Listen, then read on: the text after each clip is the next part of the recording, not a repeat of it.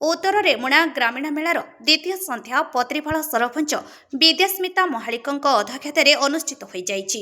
उक्त सांस्कृतिक सभार डेपुटी कलेक्टर अस्मिता दास मुख्य अतिथि, सारस्वत कॉलेजर ओडिया भाषा साहित्य विभागर मुख्य डॉक्टर मिताराणी द्विवेदी मुख्य वक्ता, दूरदर्शनर संपूर्ण लक्ष्मी विजेता मनोशिनी पंडा, बीआरसीसी शैलाबाला बेहेरा एवं गुड़ुदापाटण ग्राम पंचायतर सरपंच सुषमा प्रधान सम्मानित अतिथि भावे जोग देथिले।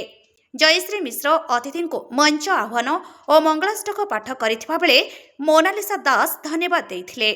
कार्यक्रम को बड़पड़ा सरपंच कमल लोचन पंडा, अजय कुमार महालिक, कृपासिंधु दास, राजकिशोर सिंह, संतोष कुमार दास, शंकर बरज, भुवनेश्वर प्रधान, सत्यव्रत दास, अमित कुमार दास, अनिमेश उपाध्याय प्रमुख परिचालना करथिले।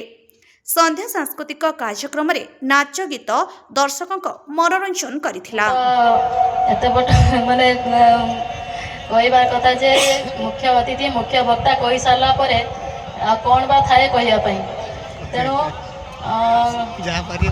आज सबारे उपस्थित थिबा हमर मुख्य अतिथि मुख्य वक्ता वरेण्य अतिथि एतारे उपस्थित सम्मानित अतिथि उपस्थित थिबा समस्त नेतृमंडली मीडिया बंधु पुलिस प्रशासन और एठारे उपस्थित थिबा समस्त पंचायत रो आसीथिबा आदिवासी माने और समस्त मीना बाजार रे आसीथिबा दुकानी भाई बंधु माने समस्त को आज दिन में शुभेच्छा और अभिनंदन।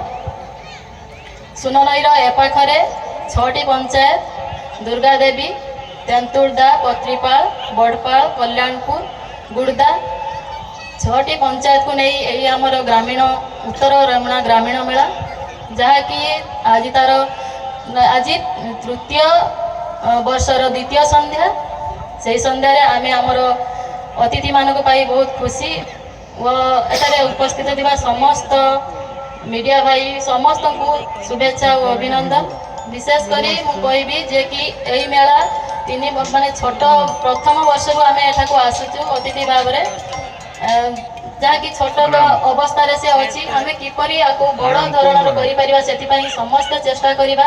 एटारे उपस्थित होगा समस्त कर्मकर्ता भाई बंधु समस्त को मुझे समस्ते मिलमिशि आम माने एकजुट है जदि गोटे काम करने चाहिए ताहले केबे ता माने अधूरा हो रहिबा नाही। तेणु समस्त को अनुरोध करी समस्ते एकत्रित हेबा आ ये मेला किपरि आगु आगु जीव से समस्ते आप्राण चेष्टा करवा। नमस्कार, जय जगन्नाथ समस्त को।